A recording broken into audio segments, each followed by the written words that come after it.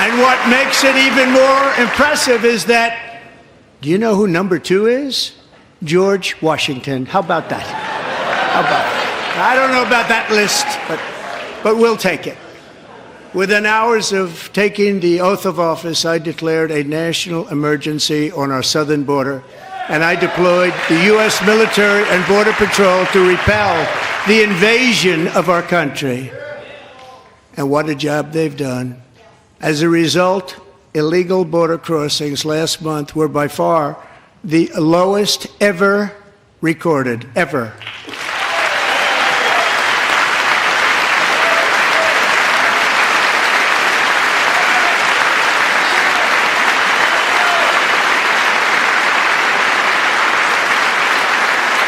They heard my words and they chose not to come. Much easier that way. In comparison, under Joe Biden, the worst president in American history, there were hundreds of thousands of illegal crossings a month, and virtually all of them, including murderers, drug dealers, gang members, and people from mental institutions and insane asylums, were released into our country. Who would want to do that? This is my 5th such speech to Congress.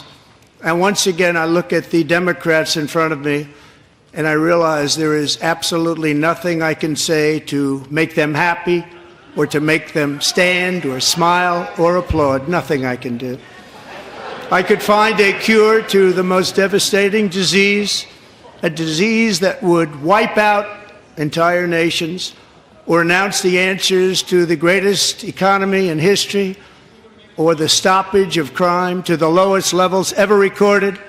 And these people sitting right here will not clap, will not stand, and certainly will not cheer for these astronomical achievements. They won't do it, no matter what. Five times I've been up here.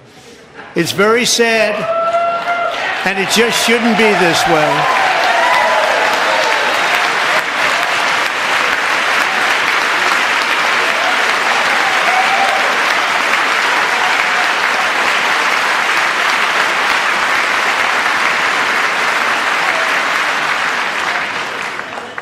So Democrats sitting before me, for just this one night, why not join us in celebrating so many incredible wins for America?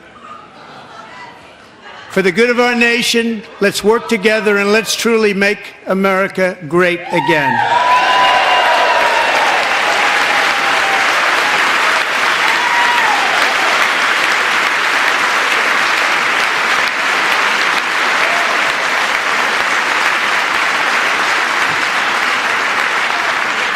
Every day my administration is fighting to deliver the change America needs to bring a future that America deserves, and we're doing it. This is a time for big dreams and bold action.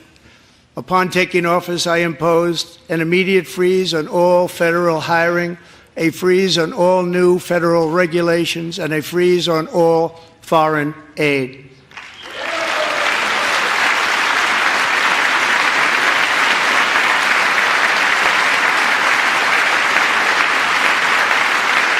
I terminated the ridiculous Green New Scam. I withdrew from the unfair Paris Climate Accord, which was costing us trillions of dollars that other countries were not paying. I withdrew from the corrupt World Health Organization.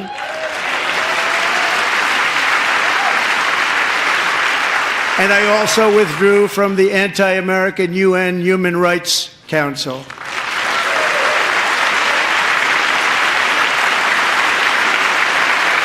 We ended all of Biden's environmental restrictions that were making our country far less safe and totally unaffordable. And importantly, we ended the last administration's insane electric vehicle mandate, saving our auto workers and companies from economic destruction.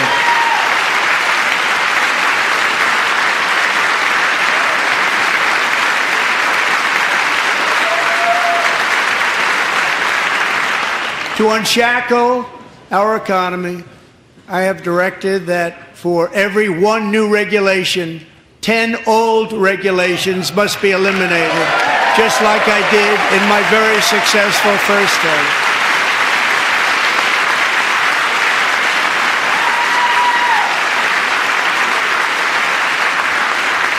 And in that first term, we set records on ending unnecessary rules and regulations like no other president had done before. We ordered all federal workers to return to the office. They will either show up for work in person or be removed from their job.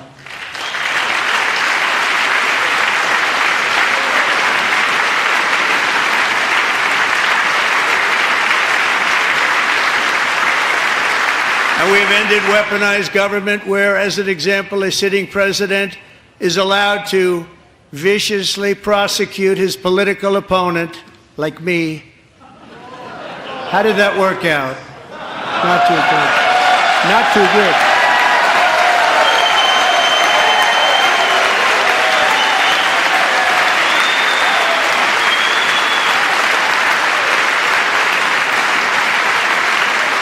And I have stopped all government censorship and brought back free speech in America. It's back.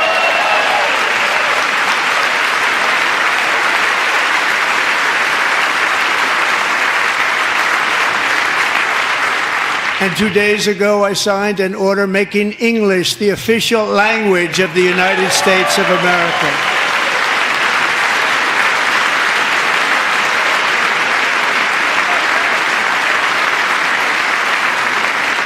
I renamed the Gulf of Mexico the Gulf of America.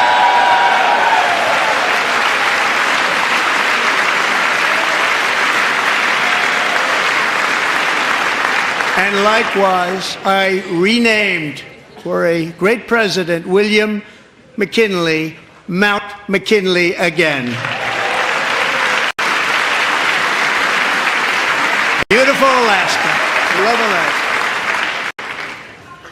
We've ended the tyranny of so-called diversity, equity, and inclusion policies all across the entire federal government and indeed the private sector and our military. And our country will be woke no longer.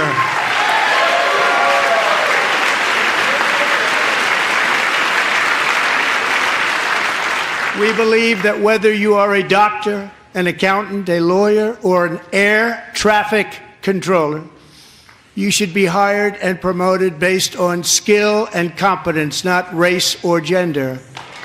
Very important.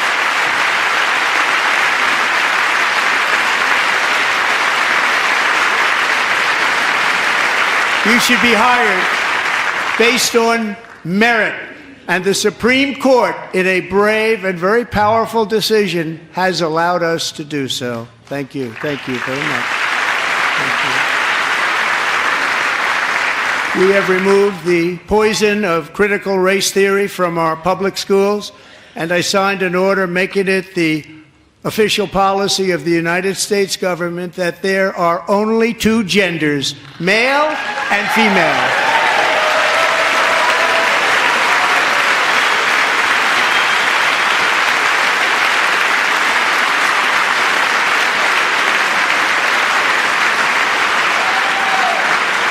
I also signed an executive order to ban men from playing in women's sports.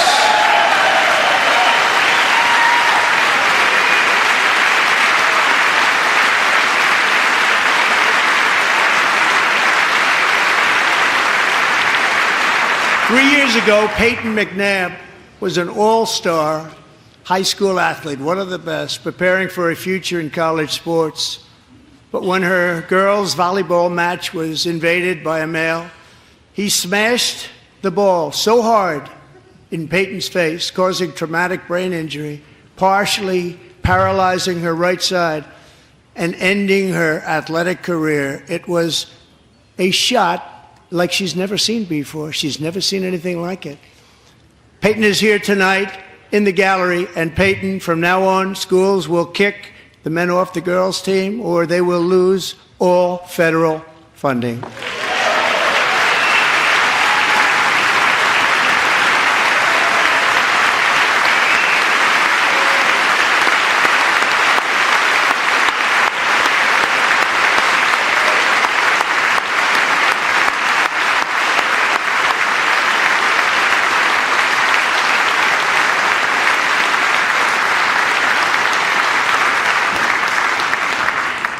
And if you really want to see numbers, just take a look at what happened in the women's boxing, weightlifting, track and field, swimming, or cycling, where a male recently finished a long-distance race 5 hours and 14 minutes ahead of a woman for a new record by 5 hours. Broke the record by 5 hours. It's demeaning for women, and it's very bad for our country. We're not going to put up with it any longer.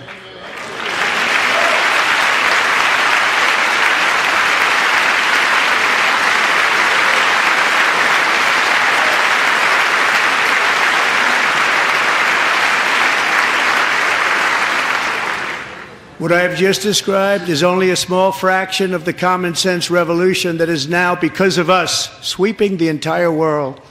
Common sense has become a common theme, and we will never go back. Never. Never going to let that happen. Among my very highest priorities is to rescue our economy and get dramatic and immediate relief to working families. As you know, we inherited from the last administration an economic catastrophe and an inflation nightmare. Their policies drove up energy prices, pushed up grocery costs, and drove the necessities of life out of reach for millions and millions of Americans. They've never had anything like it. We suffered the worst inflation in 48 years, but perhaps even in the history of our country. They're not sure. As president, I'm fighting every day to reverse this damage and make America affordable again.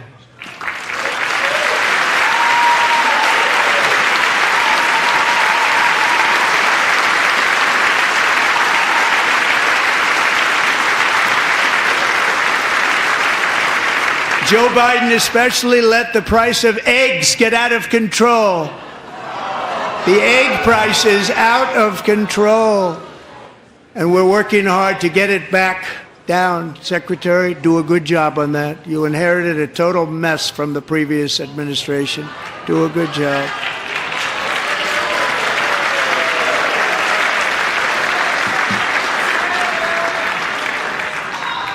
A major focus of our fight to defeat inflation is rapidly reducing the cost of energy. The previous administration cut the number of new oil and gas leases by 95%, slowed pipeline construction to a halt, and closed more than one. And frankly, we have never seen anything like it. That's why on my first day in office, I declared a national energy emergency. As you've heard me say many times, we have more liquid gold under our feet than any nation on earth, and by far. And now I fully authorize the most talented team ever assembled to go and get it. It's called Drill, Baby, Drill.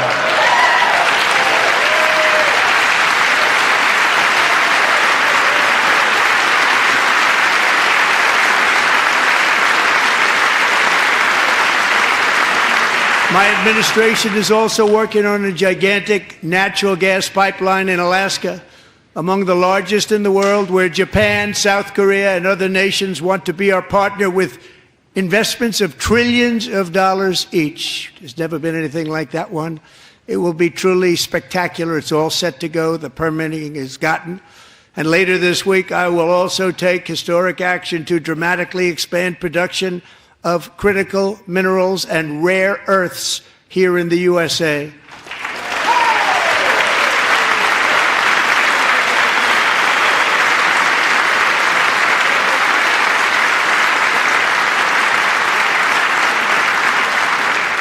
To further combat inflation, we will not only be reducing the cost of energy, but will be ending the flagrant waste of taxpayer dollars.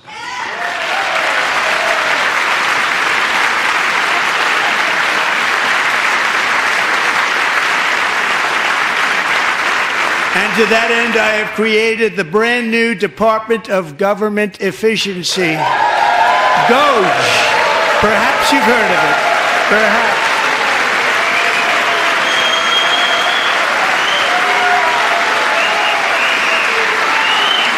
Which is headed by Elon who is in the gallery tonight.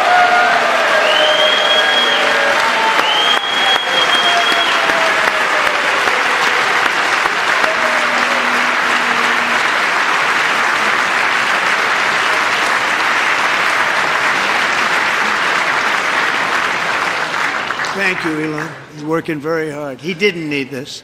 He didn't need this. Thank you very much. We appreciate it. Everybody here, even this side, appreciates it, I believe. They just don't want to admit that. Just listen to some of the appalling waste we have already identified. $22 billion from HHS to provide free housing and cars for illegal aliens. $45 million for diversity, equity, and inclusion scholarships in Burma. $40 million to improve the social and economic inclusion of sedentary migrants. Nobody knows what that is. $8 million to promote LGBTQI+ in the African nation of Lesotho, which nobody has ever heard of. $60 million for indigenous peoples and Afro-Colombian empowerment in Central America. $60 million. $8 million for making mice transgender. This is real. $32 million for a left-wing propaganda operation in Moldova. $10 million for male circumcision in Mozambique. $20 million for the Arab Sesame Street in the Middle East. It's a program.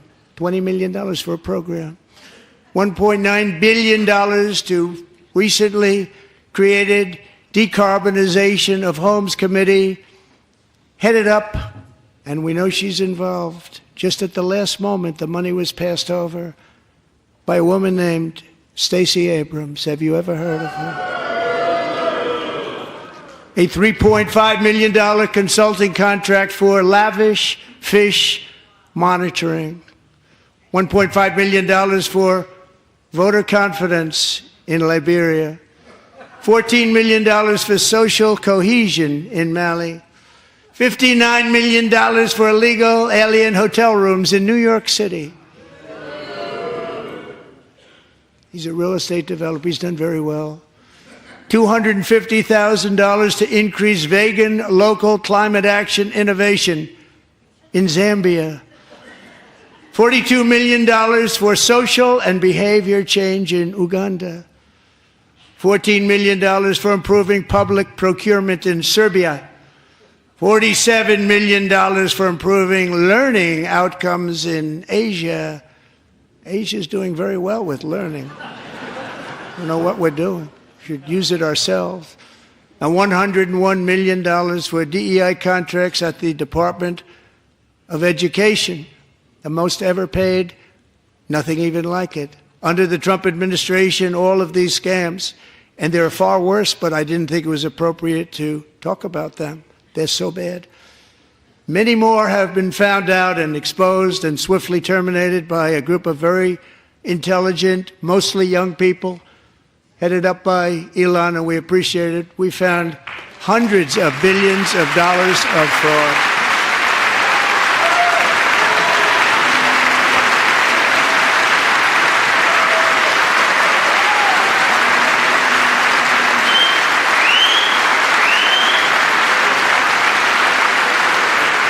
And we've taken back the money and reduced our debt to fight inflation and other things. Taking back a lot of that money. We got it just in time. This is just the beginning. The Government Accountability Office, a federal government office, has estimated annual fraud of over $500 billion in our nation, and we are working very hard to stop it. We're going to. We're also identifying shocking levels of incompetence and probable fraud in the Social Security program for our seniors, and that our seniors and people that we love rely on. Believe it or not, government databases list 4.7 million Social Security members from people aged 100 to 109 years old. It lists 3.6 million people from ages 110 to 119. I don't know any of them. I know some people that are rather elderly, but not quite that elderly. 3.47 million people from ages 120 to 129. 3.9 million people from ages 130 to 139. 3.5 million people from ages 140 to 149. And money is being paid to many of them. And we're searching right now. In fact, Pam, good luck. Good luck. You're going to find it.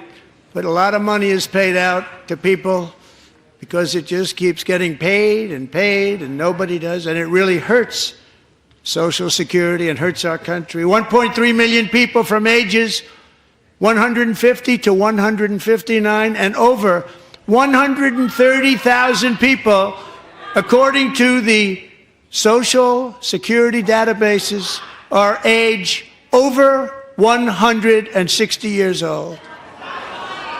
We have a healthier country than I thought, Bobby.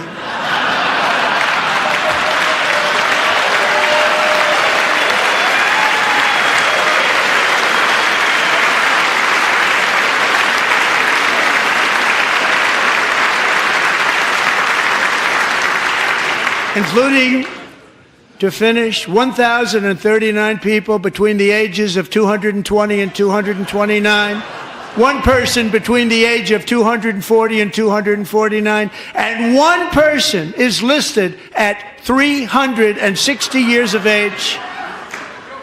More than 100 years older than our country. But we're going to find out where that money's going, and it's not going to be pretty. By slashing all of the fraud, waste, and theft we can find, we will defeat inflation, bring down mortgage rates, lower car payments and grocery prices, protect our seniors, and put more money in the pockets of American families.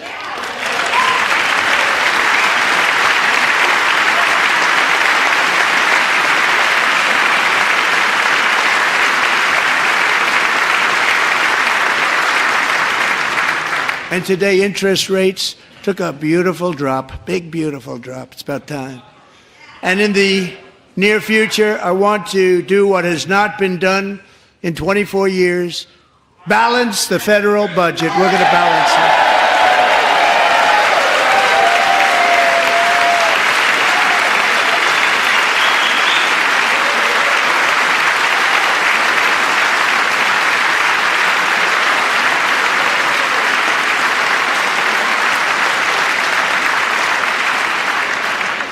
With that goal in mind, we have developed in great detail what we are calling the Gold Card, which goes on sale very, very soon. For $5 million, we will allow the most successful job-creating people from all over the world to buy a path to U.S. citizenship. It's like the green card, but better and more sophisticated. And these people will have to pay tax in our country. They won't have to pay tax from where they came. The money that they've made, you wouldn't want to do that, but they have to pay tax, create jobs. They'll also be taking people out of colleges and paying for them so that we can keep them in our country instead of having them being forced out. Number one, at the top school, as an example, being forced out and not being allowed to stay and create tremendous numbers of jobs and great success for a company out there. So while we take out the criminals, killers, traffickers, and child predators who are allowed to enter our country under the open border policy of these people, the Democrats, the Biden administration, the open border insane policies that you've allowed to destroy our country, we will now bring in brilliant, hardworking, job-creating people. They're going to pay a lot of money, and we're going to reduce our debt with that money.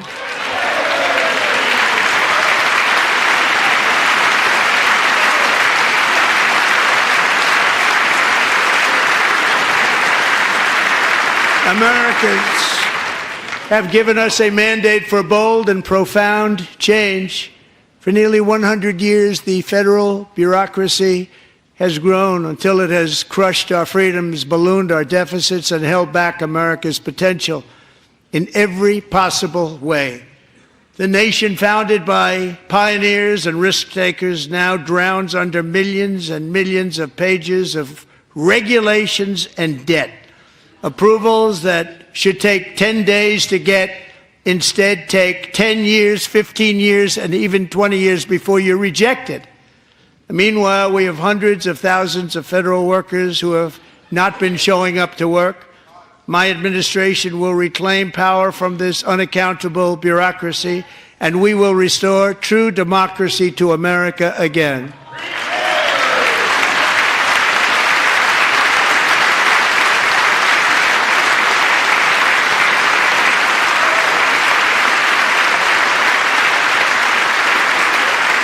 And any federal bureaucrat who resists this change will be removed from office immediately. Because we are draining the swamp. It's very simple. And the days of rule by unelected bureaucrats are over.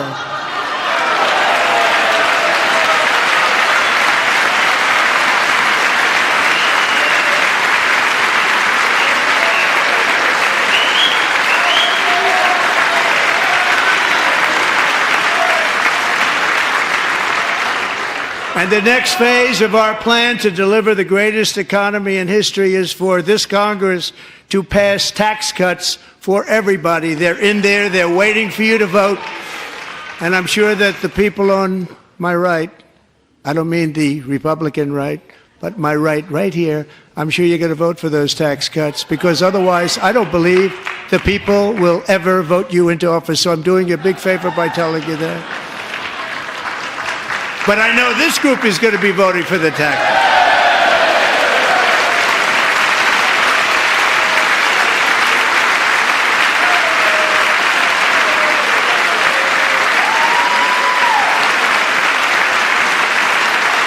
Thank you. It's a very, very big part of our plan. We had tremendous success in our first term with it. A very big part of our plan. We're seeking permanent income tax cuts all across the board.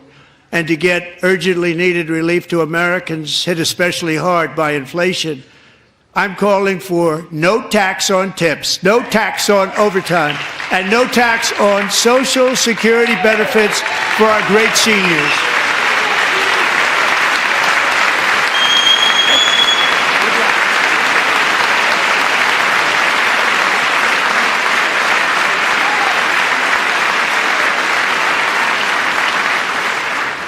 And I also want to make interest payments on car loans tax deductible, but only if the car is made in America.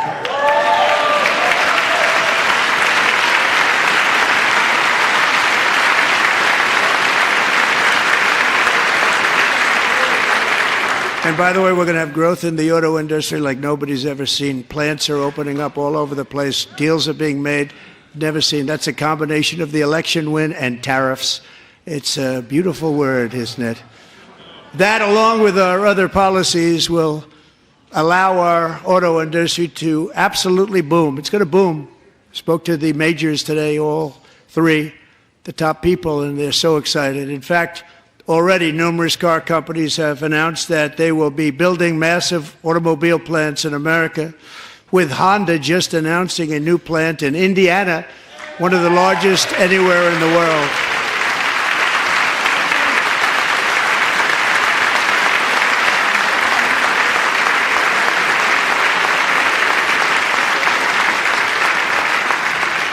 And this has taken place since our great victory on November 5th, a date which will hopefully go down as one of the most important in the history of our country.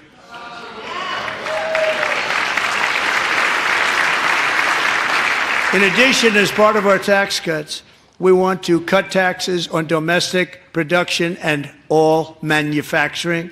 And just as we did before, we will provide 100% expensing. It will be retroactive to January 20th, 2025. And it was one of the main reasons why our tax cuts were so successful in our first term, giving us the most successful economy in the history of our country. First term. We had a great first term.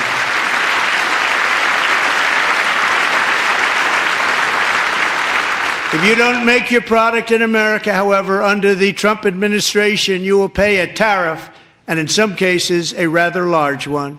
Other countries have used tariffs against us for decades, and now it's our turn to start using them against those other countries. On average, the European Union, China, Brazil, India, Mexico, and Canada, have you heard of them? And countless other nations charge us tremendously higher tariffs than we charge them. It's very unfair. India charges us auto tariffs higher than 100%. China's average tariff on our products is twice what we charge them. And South Korea's average tariff is 4 times higher. Think of that, 4 times higher. And we give so much help militarily and in so many other ways to South Korea, but that's what happens. This is happening by friend and foe.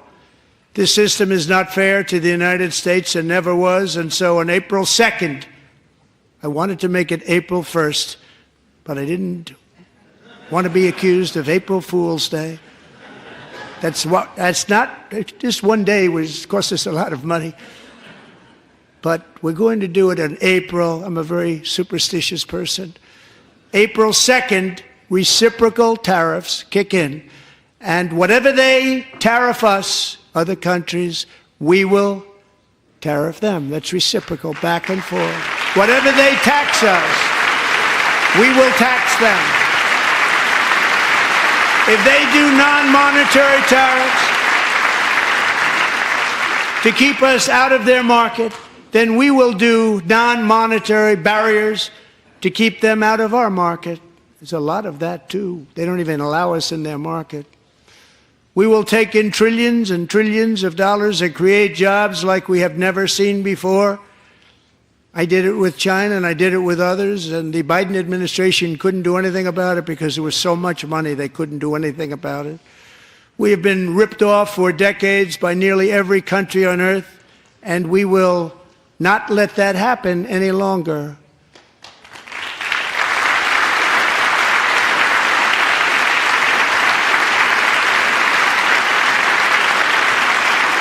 Much has been said over the last 3 months about Mexico and Canada, but we have very large deficits with both of them. But even more importantly, they've allowed fentanyl to come into our country at levels never seen before, killing hundreds of thousands of our citizens and many very young, beautiful people, destroying families.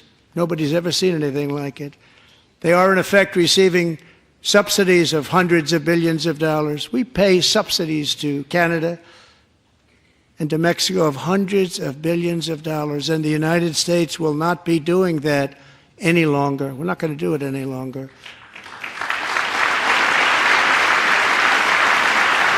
Thanks to our America First policies we're putting into place, we have had $1.7 trillion of new investment in America in just the past few weeks. The combination of the election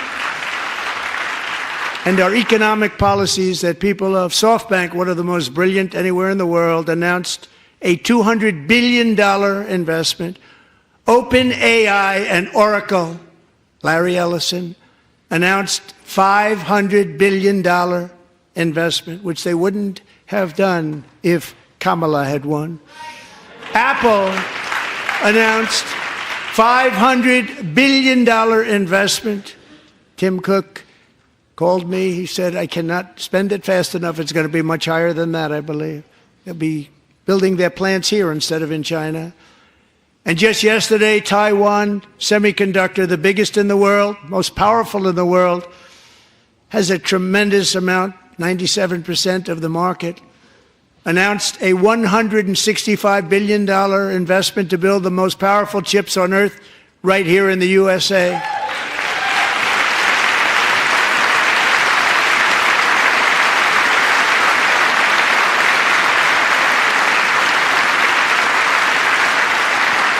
And we're not giving them any money. Your CHIPS Act is a horrible, horrible thing. We give hundreds of billions of dollars and it doesn't mean a thing. They take our money and they don't spend it.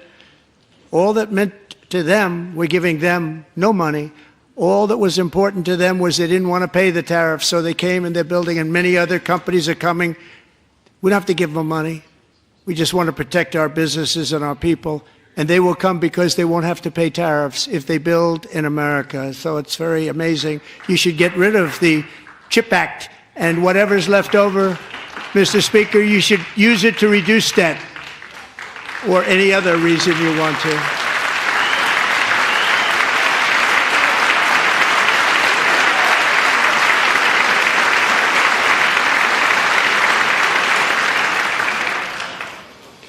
Our new trade policy will also be great for the American farmer. I love the farmer.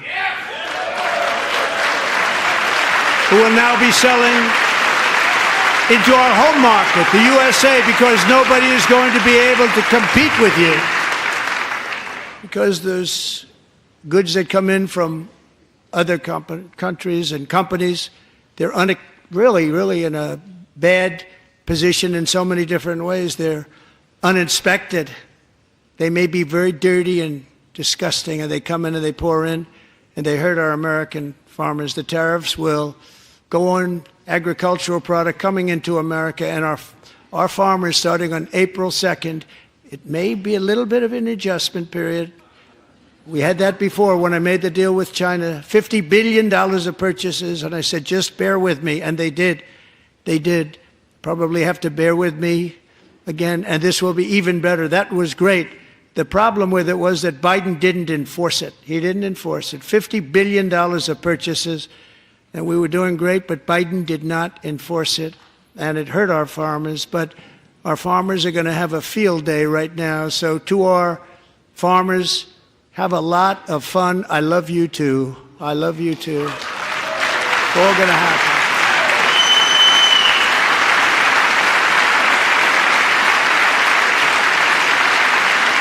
And I have also imposed a 25% tariff on foreign aluminum, copper, lumber, and steel, because if we don't have, as an example, steel and lots of other things, we don't have a military, and frankly, we just won't have a country very long.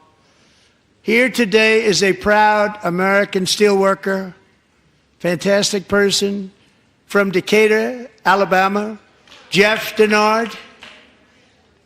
Has been working at the same steel plant for 27 years in a job that has allowed him to serve as the captain of his local volunteer fire department, raise 7 children with his beautiful wife, Nicole, and over the years provide a loving home for more than 40 foster children. So great, Jeff.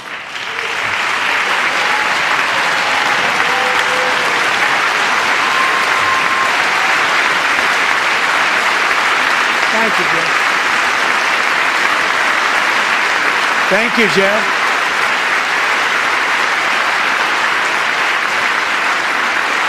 Stories like Jeff's remind us that tariffs are not just about protecting American jobs. They're about protecting the soul of our country. Tariffs are about making America rich again and making America great again, and it's happening, and it will happen rather quickly. There'll be a little disturbance, but we're okay with that. It won't be much. No, you're not. Oh. And look where Biden took us. Very low, the lowest we've ever been. Jeff, I want to thank you very much. And I also want to recognize another person who has devoted herself to foster care community. She works so hard on it. A very loving person, our magnificent First Lady of the United States.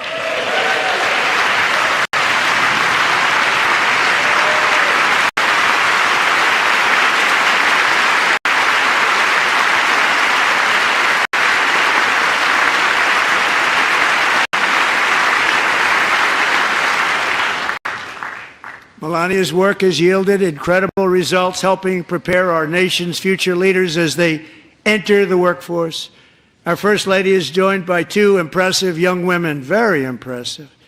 Haley Ferguson, who benefited from the First Lady's Fostering the Future initiative and is poised to complete her education and become a teacher.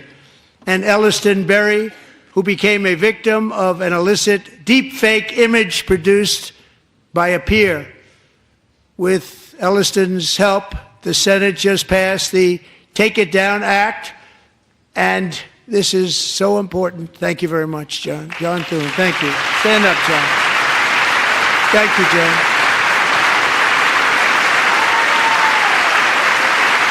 Thank you all very much.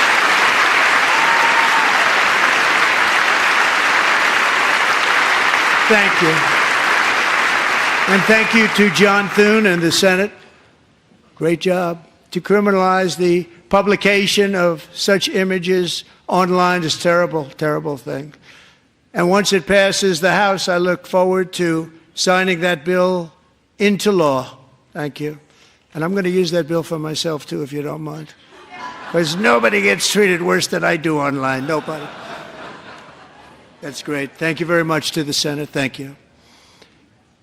But if we truly care about protecting Americans' children, no step is more crucial than securing America's borders. Over the past 4 years, 21 million people poured into the United States. Many of them were murderers, human traffickers, gang members, and other criminals from the streets of dangerous cities all throughout the world. Because of Joe Biden's insane and very dangerous open border policies, they are now strongly embedded in our country, but we are getting them out and getting them out fast.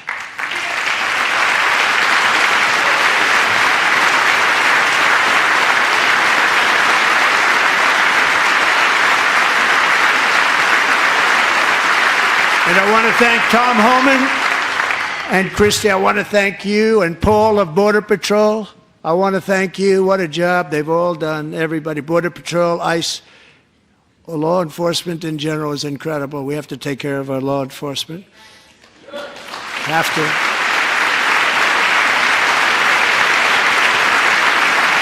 Last year,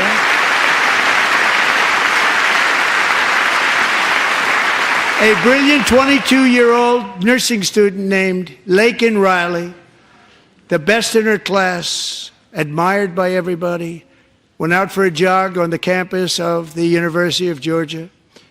That morning, Laken was viciously attacked, assaulted, beaten, brutalized, and horrifically murdered. Laken was stolen from us by a savage illegal alien gang member who was arrested while trespassing across Biden's open southern border and then set loose into the United States under the heartless policies of that failed administration. It was indeed a failed administration.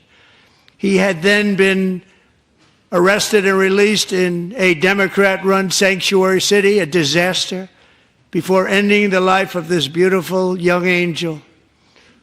With us this evening are Laken's beloved mother, Allison, and her sister, Lauren.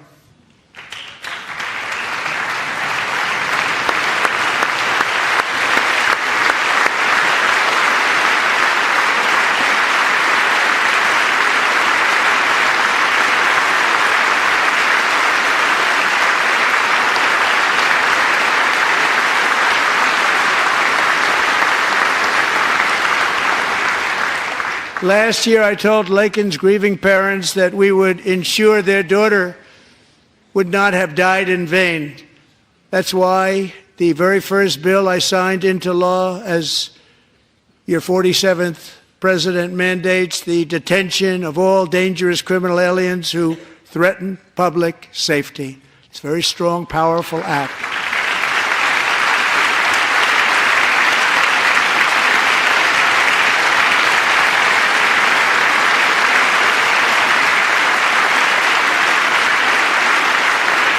It's called the Laken Riley Act. So Allison and Lauren, America will never, ever forget our beautiful Laken Hope Riley.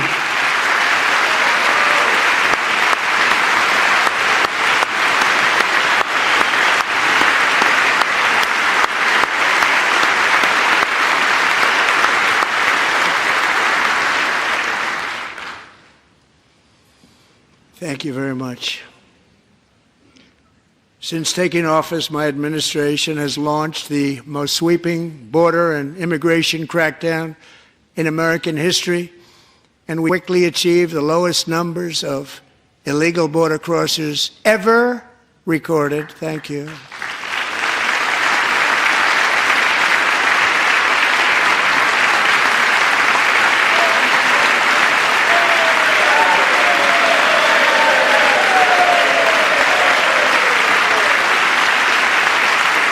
The media and our friends in the Democrat Party kept saying we needed new legislation, we must have legislation to secure the border. But it turned out that all we really needed was a new president.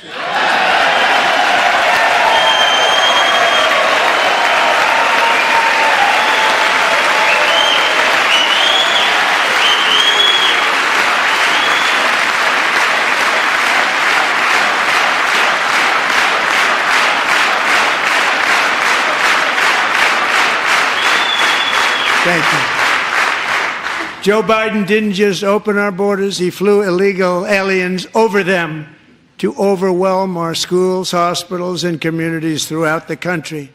Entire towns like Aurora, Colorado, and Springfield, Ohio, buckled under the weight of the migrant occupation and corruption like nobody's ever seen before. Beautiful towns destroyed. Now, just as I promised in my inaugural address, we are achieving the great liberation of America.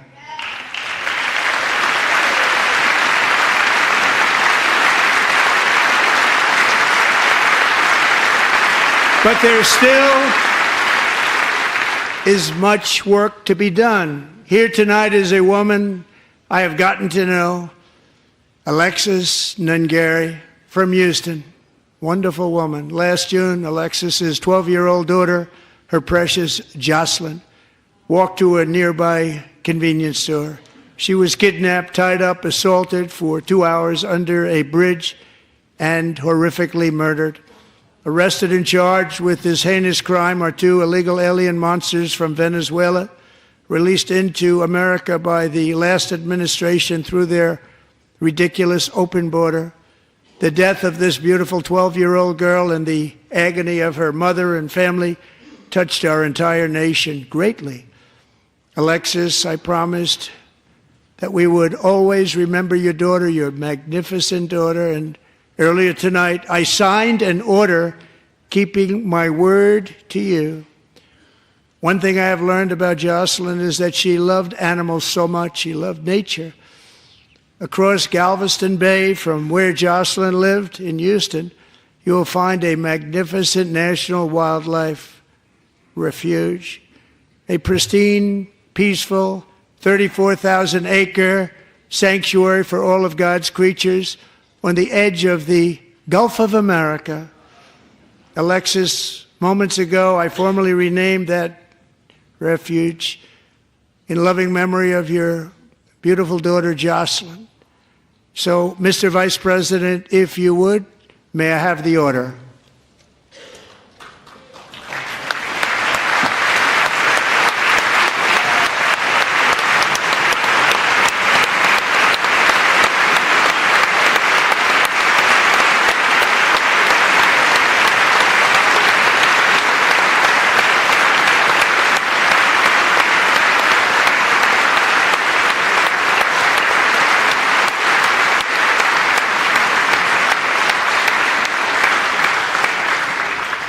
Thank you very much. All three savages charged with Jocelyn and Laken's murders were members of the Venezuelan prison gang, the toughest gang, they say, in the world, known as Tren de Aragua. 2 weeks ago, I officially designated this gang, along with MS-13 and the bloodthirsty Mexican drug cartels, as foreign terrorist organizations.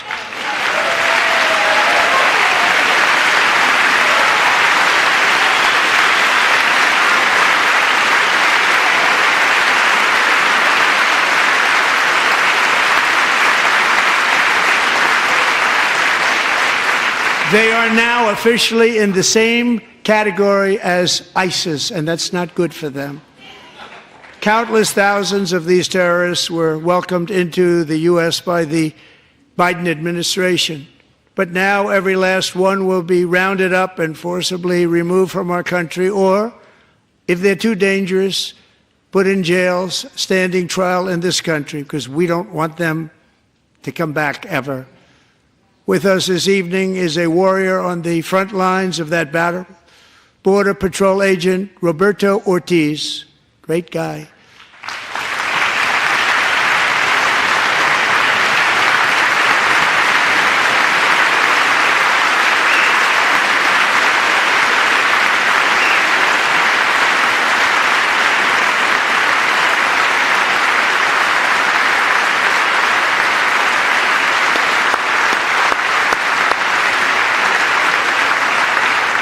In January, Roberto and another agent were patrolling by the Rio Grande near an area known as Cartel Island. Doesn't sound too nice to me. When heavily armed gunmen started shooting at them, Roberto saw that his partner was totally exposed, at great danger, and he leapt into action, returning fire and providing crucial seconds for his fellow agent to seek safety, just barely. I have some of the prints of that event, and it was not good. Agent Ortiz, we salute you for your great courage and for your line of fire that you took and for the bravery that you showed. We honor you, and we will always honor you. Thank you, Roberto, very much.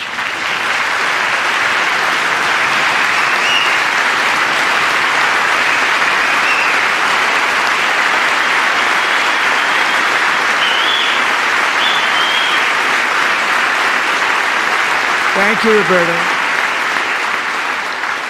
And I actually got to know him on my many calls to the border. He's a great gentleman.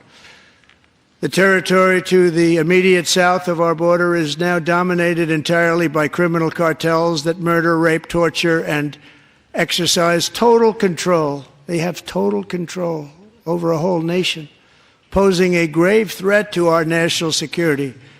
The cartels are waging war in America, and it's time for America to wage war on the cartels, which we are doing.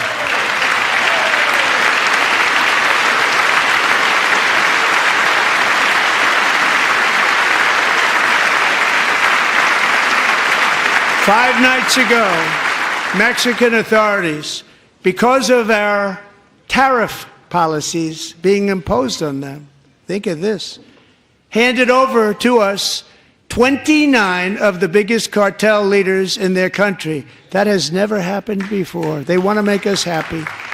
First time ever. But we need Mexico and Canada to do much more than they've done, and they have to stop the fentanyl and drugs pouring into the USA. They're going to stop it. I have sent Congress a detailed funding request laying out exactly how we will eliminate these threats to protect our homeland and complete the largest deportation operation in American history, larger even than current record holder President Dwight D. Eisenhower, a moderate man, but someone who believed very strongly in borders. Americans expect Congress to send me this funding without delay so I can sign it into law. So, Mr. Speaker, John Thune, both of you, I hope you're going to be able to do that, Mr. Speaker. Thank you. Mr. Leader, thank you. Thank you very much. And let's get it to me. I'll sign it so fast, you won't even believe it.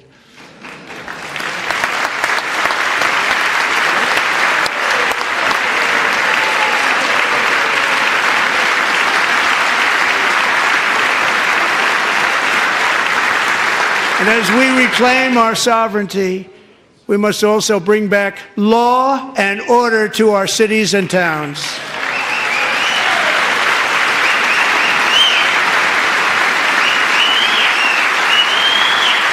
In recent years, our justice system has been turned upside down by radical left lunatics. Many jurisdictions virtually ceased enforcing the law against dangerous repeat offenders while weaponizing law enforcement against political opponents like me. My administration has acted swiftly and decisively for fair, equal, and impartial justice under the constitutional rule of law, starting at the FBI and the DOJ. Pam, good luck. Cash, wherever you may be, good luck. Good luck. Pam Bondi, good luck. So important. Going to do a great job. Cash, thank you. Thank you, Cash.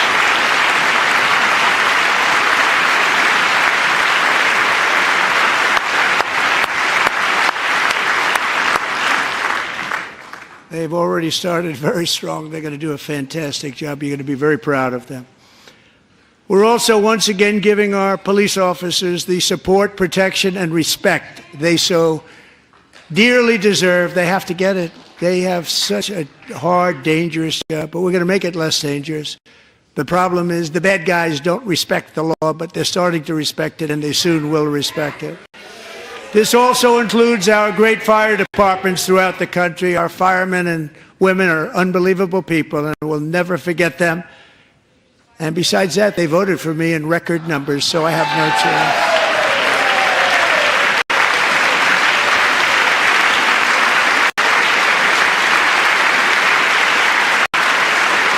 1 year ago this month, 31-year-old New York police officer Jonathan Diller, unbelievably wonderful person and a great officer, was gunned down at a traffic stop on Long Island. I went to his funeral. The vicious criminal charged with his murder had 21 prior arrests, and they were rough arrests, too. He was a real bad one. The thug in the seat next to him had 14 prior arrests and went by the name of Killer. He was Killer. He killed other people, they say, a lot of them. I attended Officer Diller's service, and when I met his wife and one-year-old son, Ryan, it was very inspirational, actually. His widow's name is Stephanie, and she is here tonight. Stephanie, thank you very much, Stephanie. Thank you very much.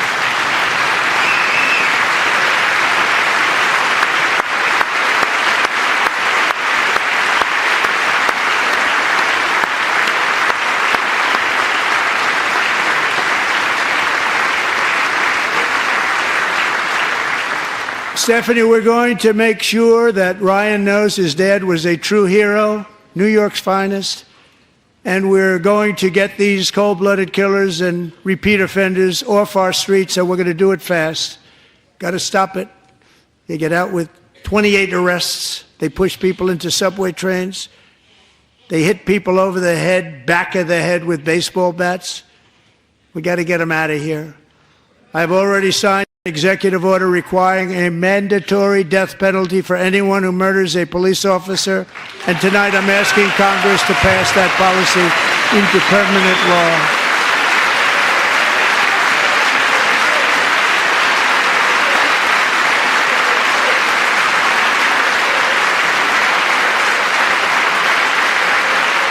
I'm also asking for a new crime bill getting tough on repeat offenders while enhancing protections for America's police officers so they can do their jobs without fear of their lives being totally destroyed. They don't want to be killed. We're not going to let them be killed. Joining us in the gallery tonight is a young man who truly loves our police. His name is DJ Daniel. He is 13 years old, and he has always dreamed of becoming a police officer.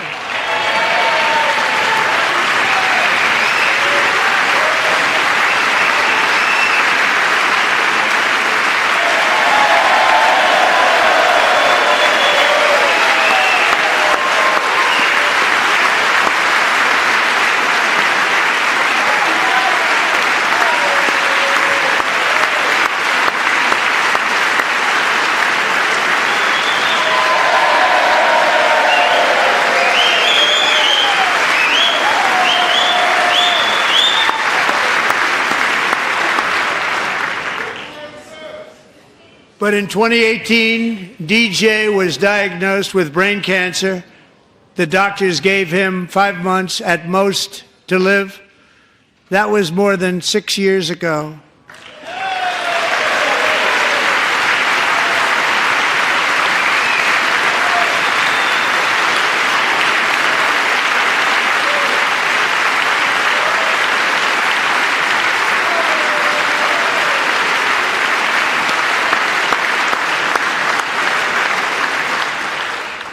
Since that time, DJ and his dad have been on a quest to make his dream come true, and DJ has been sworn in as an honorary law enforcement officer, actually a number of times. The police love him, the police departments love him.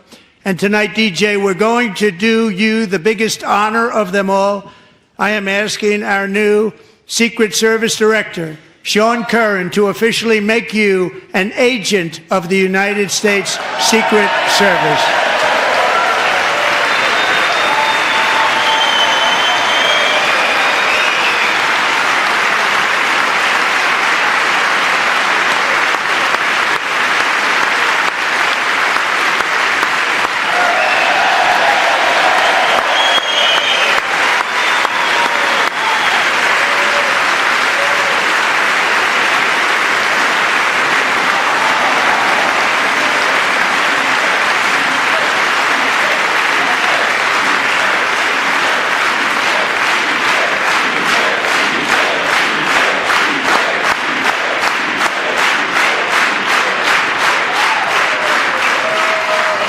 Thank you, DJ. DJ's doctors believe his cancer likely came from a chemical he was exposed to when he was younger. Since 1975, rates of child cancer have increased by more than 40%.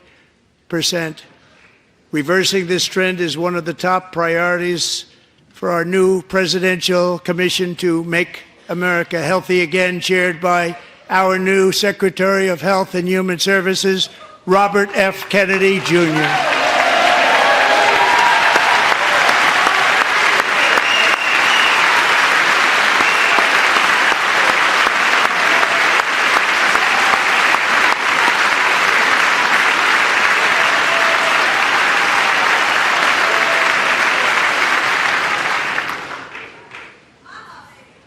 With the name Kennedy, you would have thought everybody over here would have been cheering.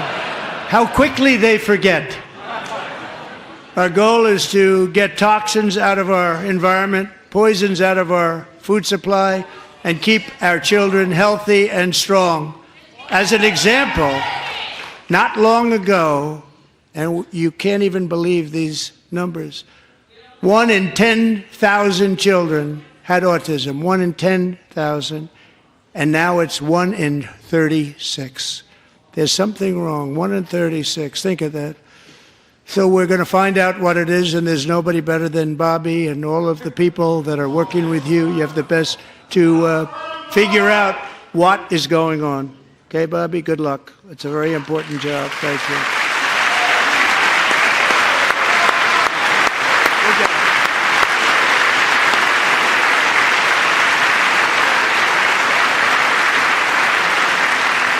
Thank you. My administration is also working to protect our children from toxic ideologies in our schools.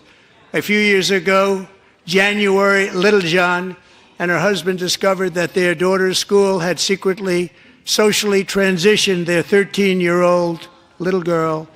Teachers and administrators conspired to deceive January and her husband while encouraging her daughter to use a new name and pronouns. They, them pronoun, actually, all without telling January, who is here tonight and is now a courageous advocate against this form of child abuse. January, thank you. Thank you. Thank you very much.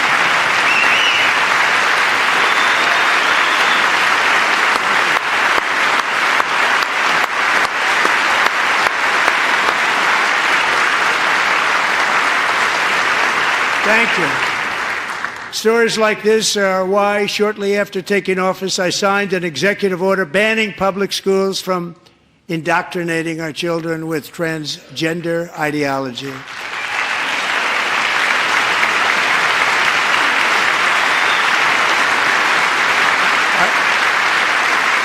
I also signed an order to cut off all taxpayer funding to any institution that engages in the sexual mutilation of our youth.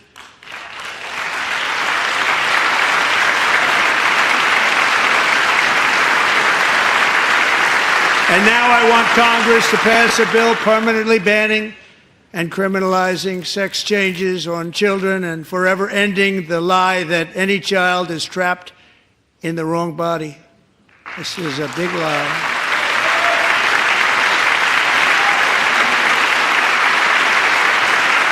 And our message to every child in America is that you are perfect exactly the way God made you.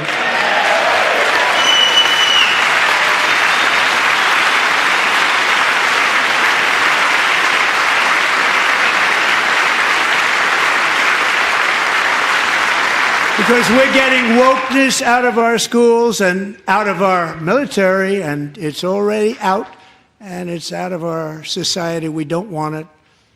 Wokeness is trouble. Wokeness is bad. It's gone. It's gone. And we feel so much better for it, don't we? Don't we feel better? Our service members won't be activists and ideologues. They will be fighters and warriors. They will fight for our country. And Pete, congratulations. Secretary of Defense, congratulations.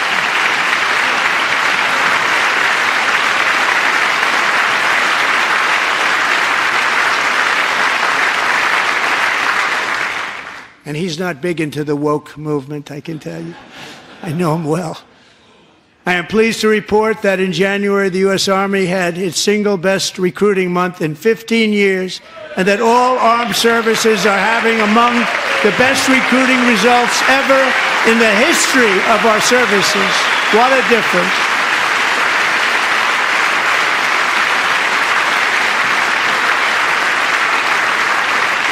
And you know, it was just a few months ago where the results were exactly the opposite. We couldn't recruit anywhere. We couldn't recruit. Now we're having the best results just about that we've ever had. What a tremendous turnaround. It's really a beautiful thing to see. People love our country again. It's very simple. They love our country, and they love being in our military again. So it's a great thing, and thank you very much. Great job. Thank you.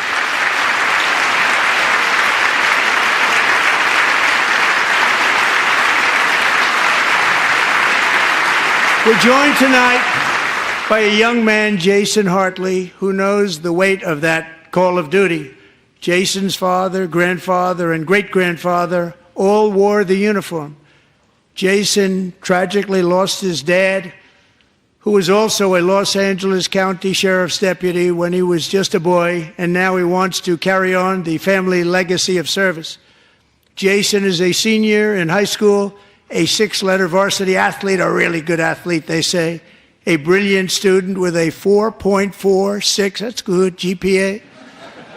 And his greatest dream is to attend the U.S. Military Academy at West Point.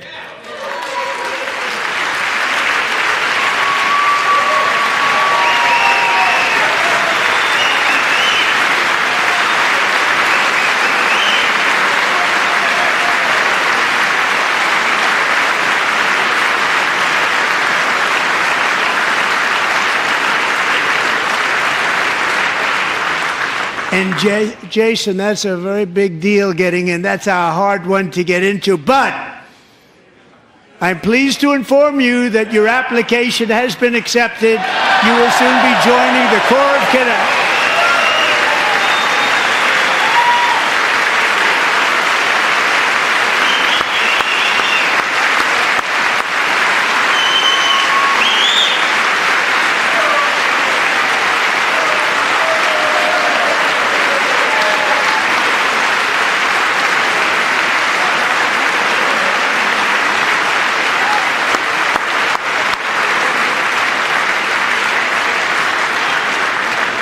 Thank you. Jason, you're going to be on the long gray line, Jason. As Commander-in-Chief, my focus is on building the most powerful military of the future. As a first step, I'm asking Congress to fund a state-of-the-art Golden Dome missile defense shield to protect our homeland, all made in the USA.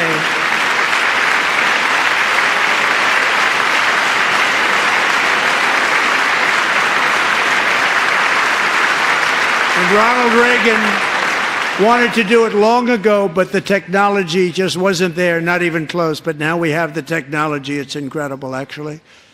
And other places, they have it. Israel has it. Other places have it. And the United States should have it too, right, Tim, right? They should have it too. So I want to thank you. But it's a very, very important. This is a very dangerous world. We should have it. We want to be protected, and we're going to protect our citizens like never before. To boost our defense industrial base, we are also going to resurrect the American shipbuilding industry, including commercial shipbuilding and military shipbuilding.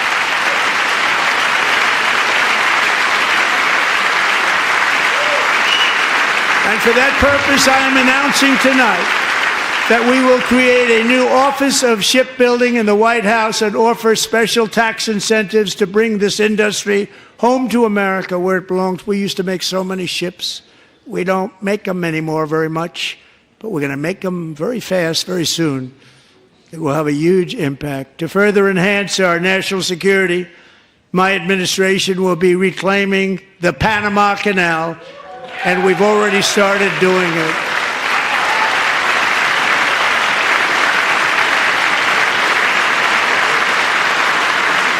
Just today, a large American company announced they are buying both ports around the Panama Canal and lots of other things having to do with the Panama Canal and a couple of other canals. The Panama Canal was built by Americans for Americans, not for others, but others could use it. But it was built at tremendous cost of American blood and treasure. 38,000 workers died building the Panama Canal. They died of malaria. They died of snake bites and mosquitoes. Not a nice place to work. They paid them very highly to go there, knowing there was a 25% chance that they would die. The most expensive project also that was ever built in our country's history, if you bring it up to modern day costs. It was given away by the Carter administration for $1. But that agreement has been violated very severely. We didn't give it to China. We gave it to Panama, and we're taking it back.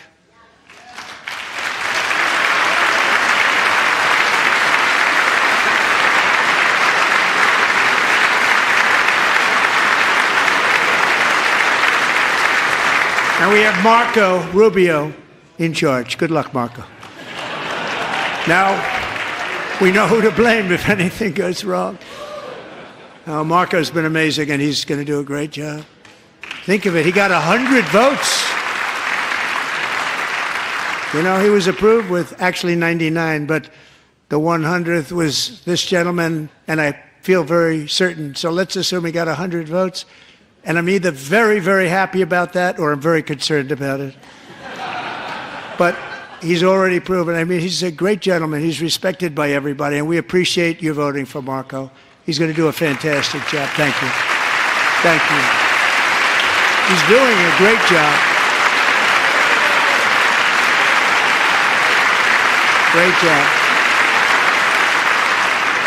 And I also have a message tonight for the incredible people of Greenland. We strongly support your right to determine your own future. And if you choose, we welcome you into the United States of America. We need Greenland for national security and even international security, and we're working with everybody involved to try and get it. But we need it really for international world security, and I think we're going to get it. One way or the other, we're going to get it. We will keep you safe. We will make you rich, and together we will take Greenland to heights like you have never thought possible before.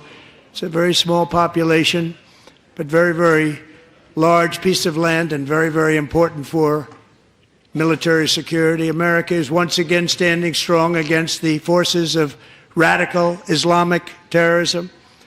3.5 years ago, ISIS terrorists killed 13 American service members and countless others in the Abbey Gate bombing during the disastrous and incompetent withdrawal from Afghanistan. Not that they were withdrawing, it was the way they withdrew. Perhaps the most embarrassing moment in the history of our country.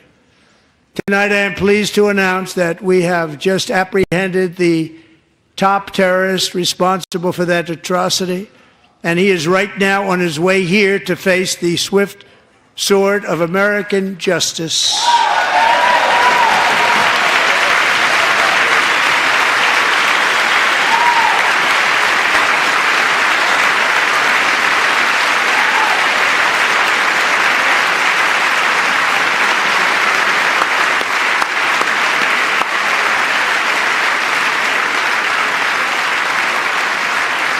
And I want to thank especially the government of Pakistan for helping arrest this monster. This was a very momentous day for those 13 families who I actually got to know very well, most of them, whose children were murdered, and the many people that were so badly, over 42 people, so badly injured on that fateful day in Afghanistan. What a horrible day. Such incompetence was shown that when Putin saw what happened, I guess he said, wow, maybe this is my chance. That's how bad it was.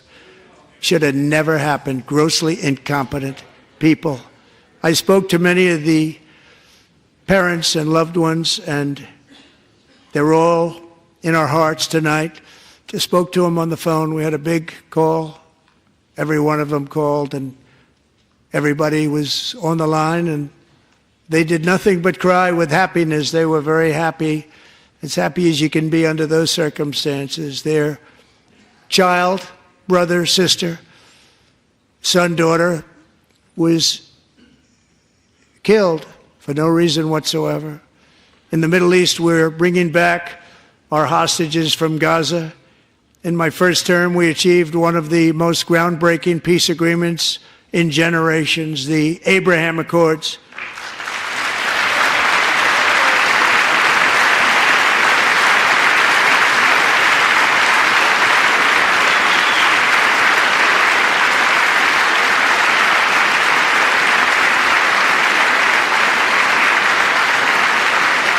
And now we're going to build on that foundation to create a more peaceful and prosperous future for the entire region. A lot of things are happening in the Middle East. People have been talking about that so much lately with everything going on with Ukraine and Russia. But a lot of things are happening in the Middle East. It's a rough neighborhood, actually. I'm also working tirelessly to end the savage conflict in Ukraine. Millions of Ukrainians and Russians have been needlessly killed or wounded in this horrific and brutal conflict with no end in sight. The United States has sent hundreds of billions of dollars to support Ukraine's defense, with no security, with no anything.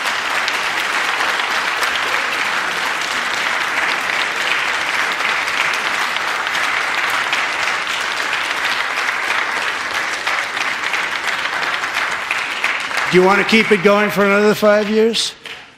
Yeah, you would say Pocahontas.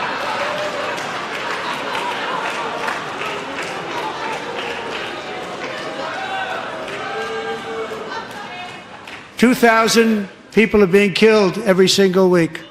More than that. They're Russian young people. They're Ukrainian young people. They're not Americans, but I want it to stop.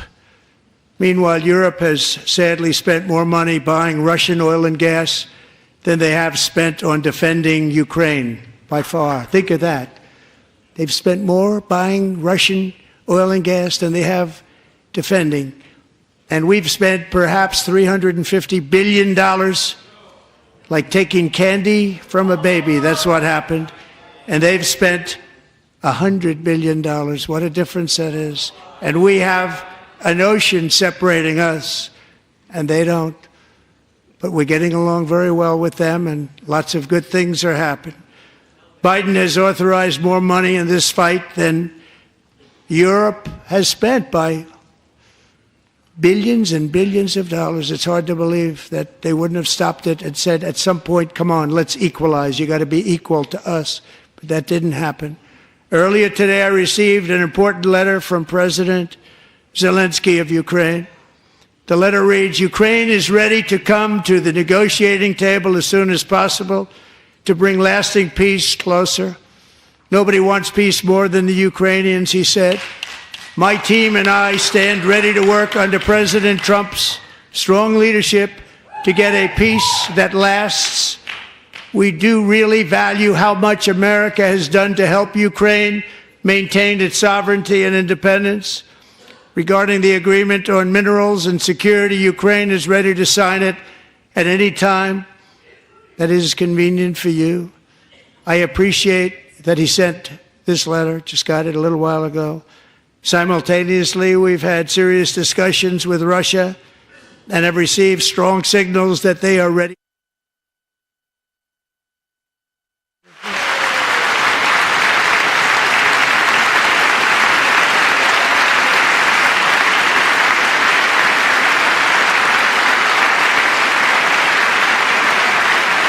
Wouldn't that be beautiful?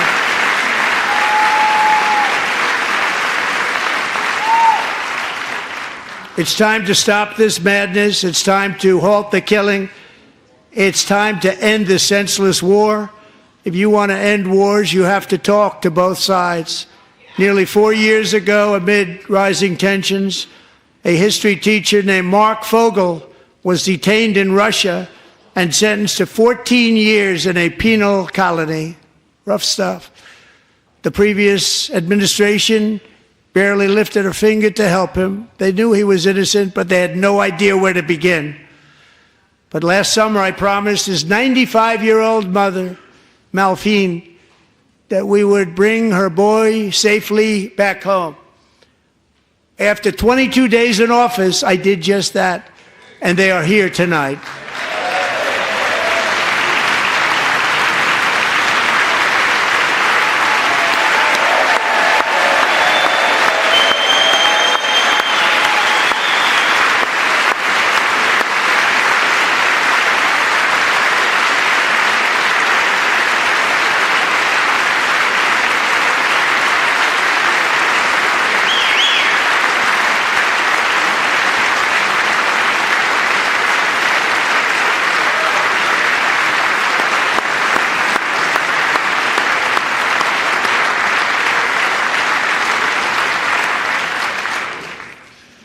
To Mark and his great mom, we are delighted to have you safe and sound and with us.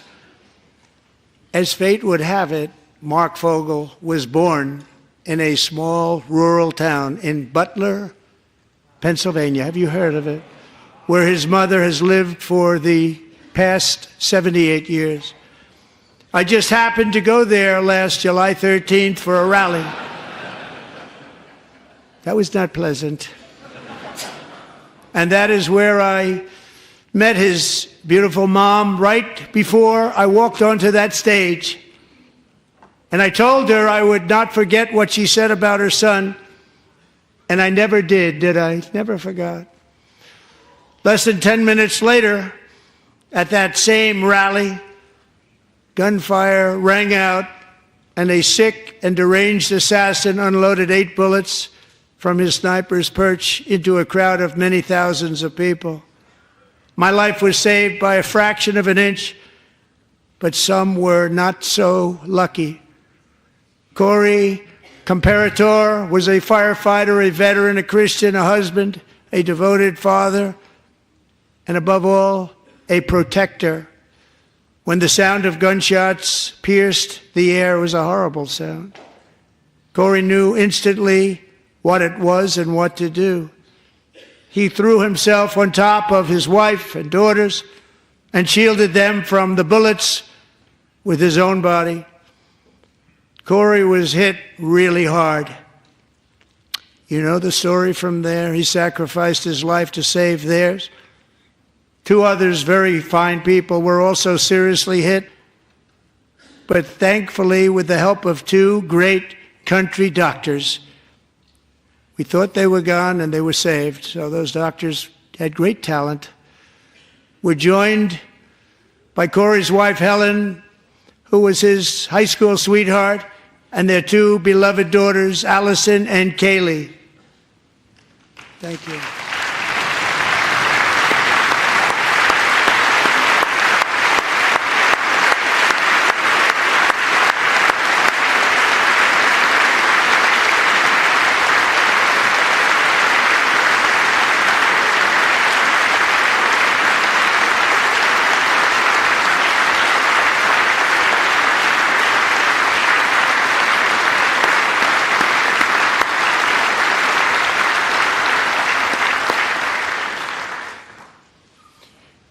To Helen, Allison, and Kaylee, Corey is looking down on his three beautiful ladies right now, and he is cheering you on. He loves you. He is cheering you on. Corey was taken from us much too soon, but his destiny was to leave us all with a shining example of the selfless devotion of a true American patriot. It was love like Corey's that built our country, and it's love like Corey's that is going to make our country more majestic than ever before. I believe that my life was saved that day in Butler for a very good reason. I was saved by God to make America great again. I believe that. Thank you.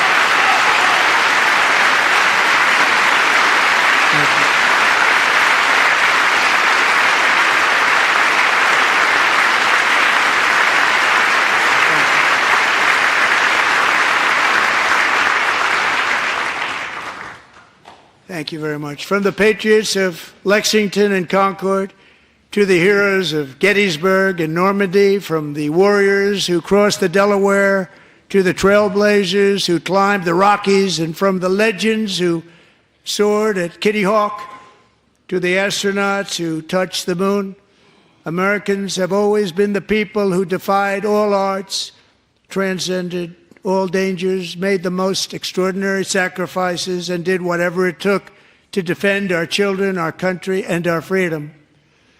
And as we have seen in this chamber tonight, that same strength, faith, love, and spirit is still alive and thriving in the hearts of the American people. Despite the best efforts of those who would try to censor us, silence us, break us, destroy us, Americans are today a proud, free, sovereign, and independent nation that will always be free, and we will fight for it till death. We will never let anything happen to our beloved country, because we are a country of doers, dreamers, fighters, and survivors. Our ancestors crossed a vast ocean, strode into the unknown wilderness, and carved their fortunes from the rock and soil of a perilous and very dangerous frontier. They chased our destiny across a boundless continent. They built the railroads, laid the highways, and graced the world with American marvels like the Empire State Building, the mighty Hoover Dam, and the towering Golden Gate Bridge. They lit the world with electricity, broke free of the force of gravity, fired up the engines of American industry, vanquished the communists, fascists, and Marxists all over the world, and gave us countless modern wonders sculptured out of iron, glass, and steel. We stand on the shoulders of these pioneers who won and built the modern age, these workers who poured their sweat into the skylines of our cities, these warriors who shed their blood on fields of battle and gave everything they had for our rights and for our freedom. Now it is our time to take up the righteous cause of American liberty. And it is our turn to take America's destiny into our own hands and begin the most thrilling days in the history of our country. This will be our greatest era. With God's help, over the next 4 years, we are going to lead this nation even higher. And we are going to forge the freest, most advanced, most dynamic, and most dominant civilization ever to exist on the face of this earth. We are going to create the highest quality of life, build the safest and wealthiest and healthiest and most vital communities anywhere in the world. We are going to conquer the vast frontiers of science, and we are going to lead humanity into space and plant the American flag on the planet Mars and even far beyond.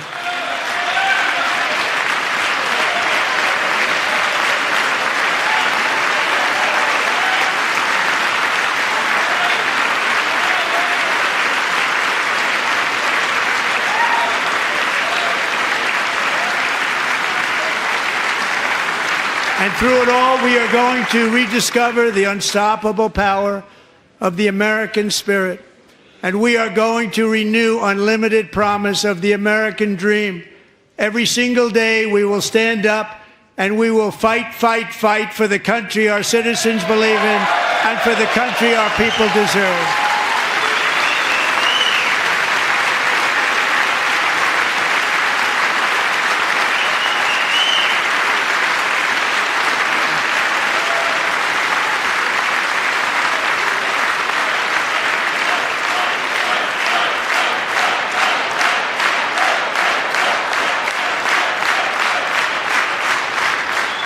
My fellow Americans, get ready for an incredible future, because the golden age of America has only just begun.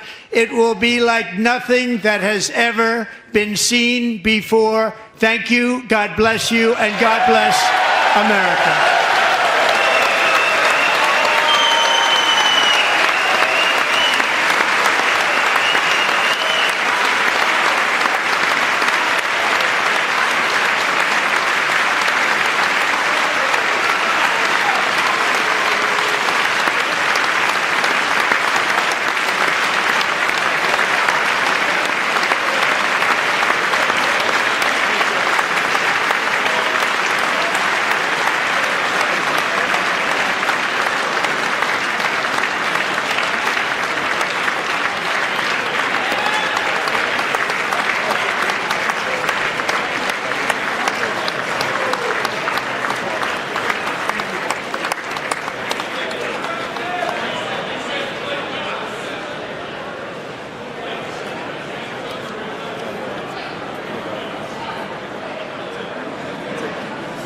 Thank you very much. Great job. Thank you. Great honor. Thank you very much. Thank you. Get this place going, all right? Thank you. It's a great honor. Thank you. Thank you, Mr. President. Thank you very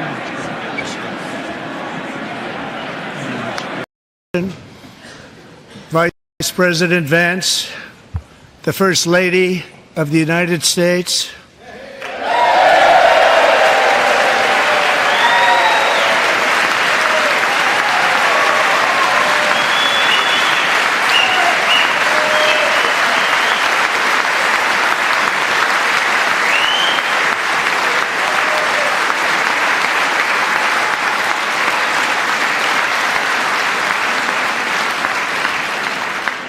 members of the United States Congress, thank you very much. And to my fellow citizens, America is back.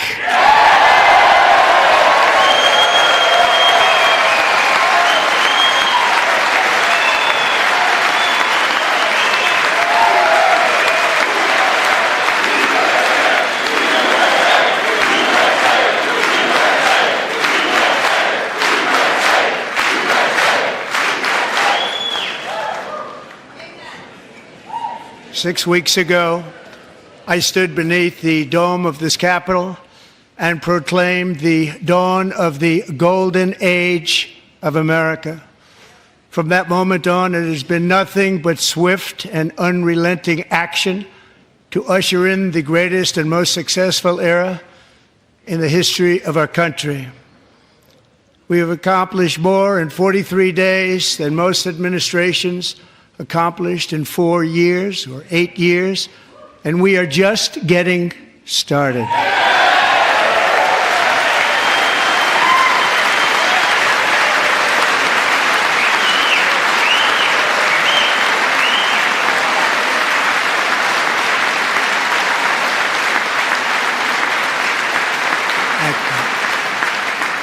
I return to this chamber tonight to report that America's momentum is back, Our spirit is back, our pride is back, our confidence is back, and the American dream is surging bigger and better than ever before.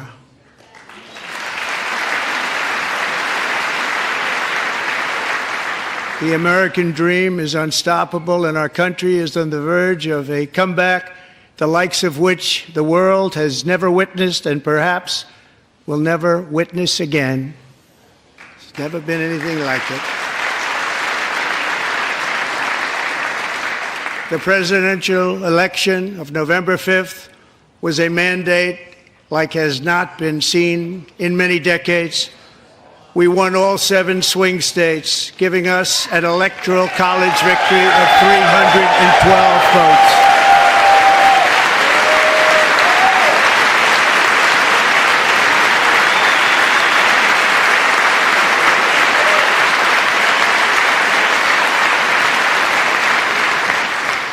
We won the popular vote by big numbers and won counties in our country.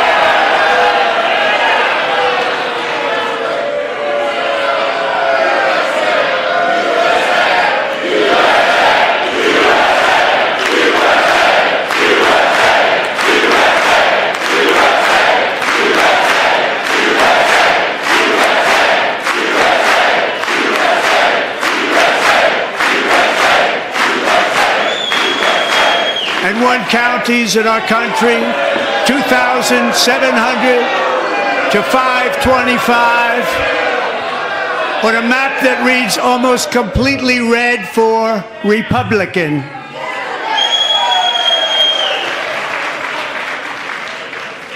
Now, for the first time in modern history, more Americans believe that our country is headed in the right direction than the wrong direction. In fact, it's an astonishing record, 27-point swing, the most ever.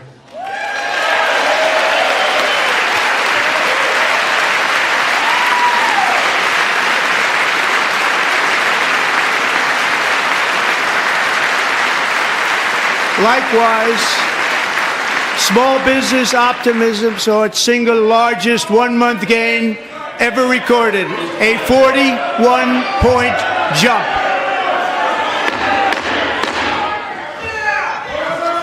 Members are directed to uphold and maintain decorum in the House and to cease any further disruptions. That's your warning.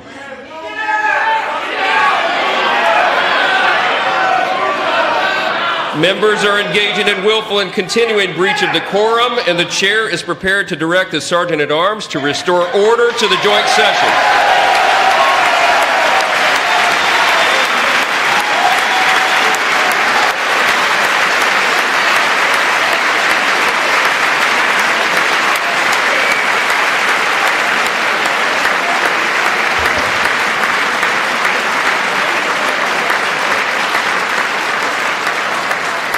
Mr. Green, take your seat. Take your seat, sir. Take your seat. Finding that members continue to engage in willful and concerted disruption of proper decorum, the chair now directs the Sergeant-at-Arms to restore order. Remove this gentleman from the chamber.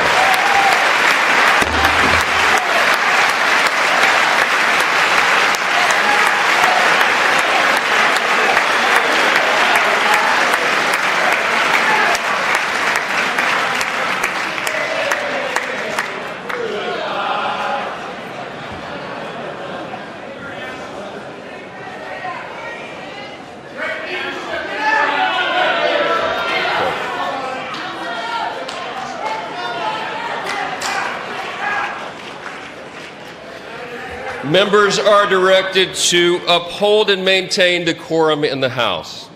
Mr. President, you continue. Thank you. Over the past 6 weeks, I have signed nearly 100 executive orders and taken more than 400 executive actions, a record, to restore common sense, safety, optimism, and wealth all across our wonderful land. The people elected me to do the job, and I'm doing it.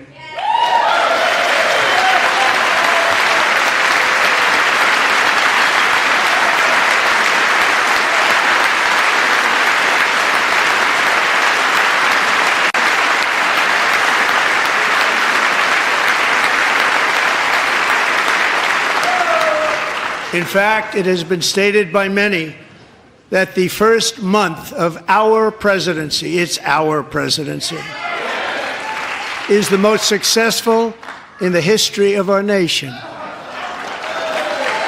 By many.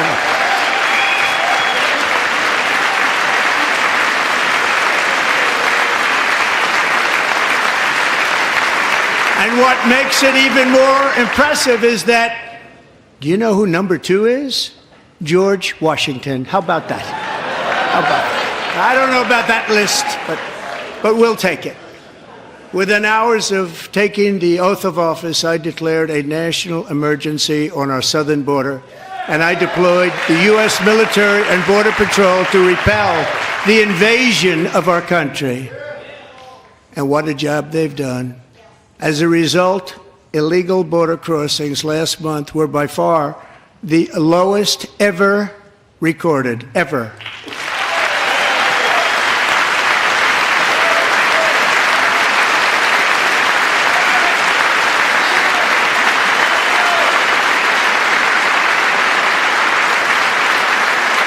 They heard my words and they chose not to come. Much easier that way.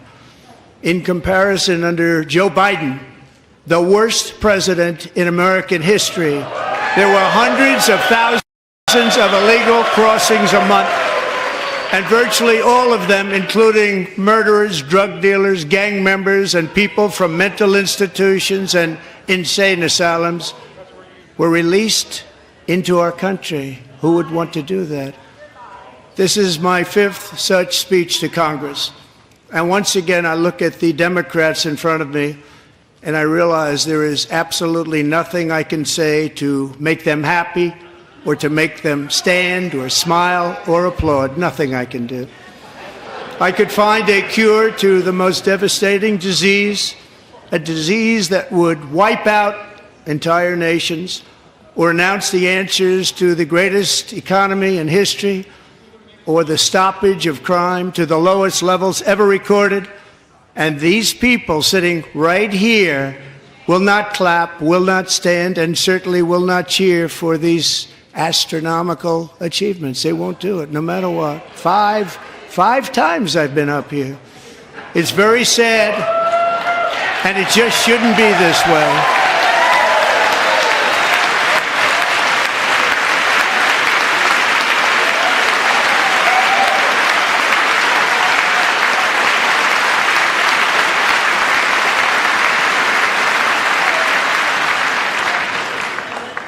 So Democrats sitting before me, for just this one night, why not join us in celebrating so many incredible wins for America? For the good of our nation, let's work together and let's truly make America great again.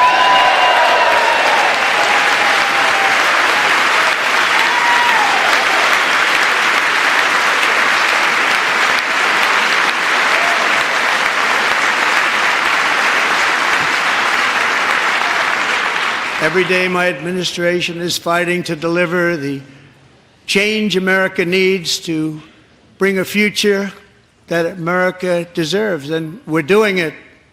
This is a time for big dreams and bold action. Upon taking office, I imposed an immediate freeze on all federal hiring, a freeze on all new federal regulations, and a freeze on all foreign aid.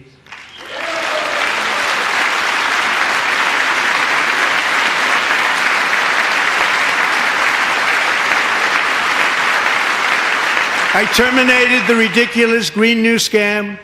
I withdrew from the unfair Paris Climate Accord, which was costing us trillions of dollars that other countries were not paying.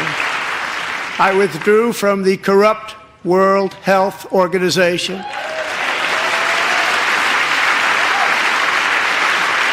And I also withdrew from the anti-American UN Human Rights Council.